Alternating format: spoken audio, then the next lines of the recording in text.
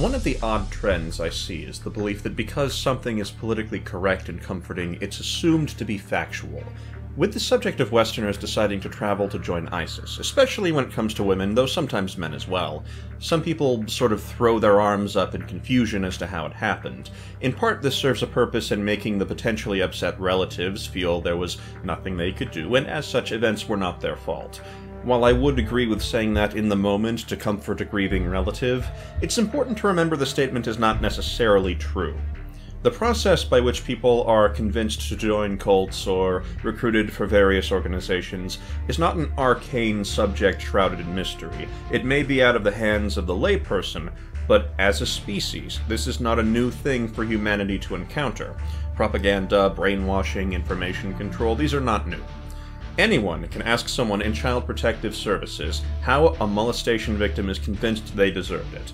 But that's not something people like thinking about. No one wants a landfill next to their house, so garbage men are there to provide a clean place to live. But the trash doesn't just vanish into nothingness. There's a structure in place to keep it out of sight and mind. The same goes for people that work in deprogramming and the like.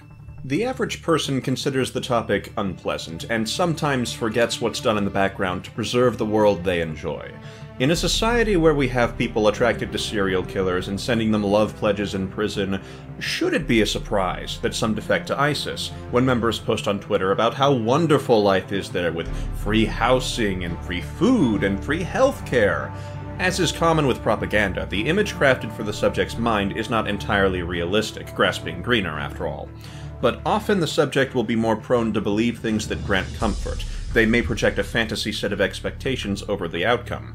When they hear free housing and free healthcare in the Islamic State, they copy a set of expectations of what that will be like onto a fantasy background rather than doing research. But this isn't a new concept. Even advertisement in everyday life follows this to an extent. Anyone who's suffered buyer's remorse has experienced a lesser version of this. ISIS recruiters act to compel individual actions on a slightly larger scale, but bar agenda and severity, the principles are otherwise still the same. Possibly the most common question I hear about this is, how can a Western-educated person turn to ISIS? Asking how someone with a Western education can turn to ISIS implies that a Western education has inherent resistance to propaganda, marketing, recruitment, etc., which should be preventing it, and most of the time that's a falsehood. The question of, how can a Western education allow someone to defect to ISIS, is analogous to asking, how can a Westerner not be qualified to perform a heart surgery, or how can a Westerner possibly not have every degree in every field? The answer is because it's completely unrealistic. Heart surgery is a specialized medical skill set requiring years of training, but when it comes to training to resist coercion and propaganda, while way less time-consuming and something a child could enhance with deception-based games, is still not part of general Western education and is not supplied en masse, so the effects of being supplied en masse should not be expected. In fact, I'd argue some popular concepts, like entitlement to opinion without research, actually weakens a person's ability to resist advertisement and coercion. Think about this. Common errors are displayed all the time in, for example, gun control debates. Someone links an article claiming it says something and believing it does, even though they didn't read it first. If the same person doing that were raised in the Islamic State with irrelevant cultural presets, instead of by American conservatives or liberals, they'd be a suicide bomber long before now. You may receive a Western upbringing, that doesn't make you a heart surgeon. Being born in Europe doesn't automatically bestow counter-coercion skills.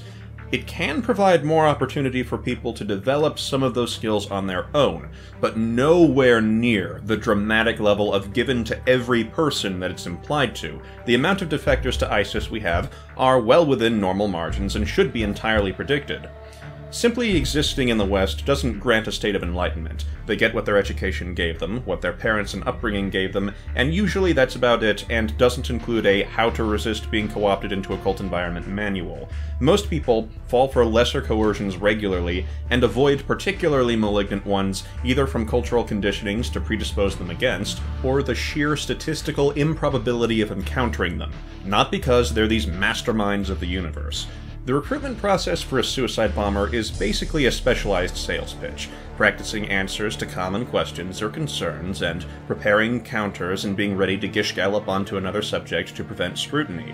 It's why we get recruiters that boast, "Give me a young boy in an hour and I can make a suicide bomber." This is a well-understood science and art about constructing a narrative to prey on the subject's feelings and insecurities. I used to craft them myself when I was still a Christian, though for arguably less severe goals. It's just a sales pitch with more malignant intention. And if the person selling the narrative believes it, they'll believe their ability to produce child martyrs is not a malignancy, but is indeed worthy of respect. What was it that ISIS PR guy said? The right doctrine has been implanted into these children. All of them love to fight for the sake of building the Islamic State. Had you the cultural conditionings of a boy raised in the Islamic State, you too might look on such a statement with praise. This is not an arcane subject outside humanity's grasp. There are patterns in which people are marketed to about the injustices the jihadist must correct, how this provides them the solution to their various problems in life, be it feeling like they're a burden on their family, to a lack of purpose or direction, to a feeling of injustice. It's rare for someone who's inducted into one of these environments to have a case that's actually unique, but most are made to feel they are unique. Brainwashing suicide bombers is pretty comparable to a factory assembly line. For brainwashing is not just a science, it's an art, and if it were handled with the respect it deserved, rather than as something humans are inherently resistant to, people would be better protected against it. The belief you can't be coerced is arguably the best thing someone looking to coerce you could have in their favor, short of pre-existing desire to believe or cognitive impairing drugs. If all that sounds confusing, I'll try to sum it up simply.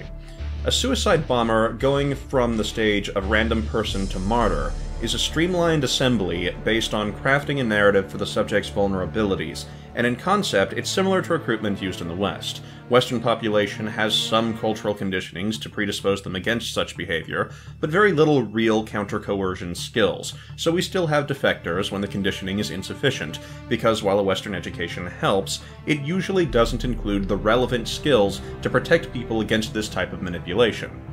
I hope this video was easy enough to understand. If necessary, maybe I'll make a sequel. Thanks for watching, and I'll see you next time.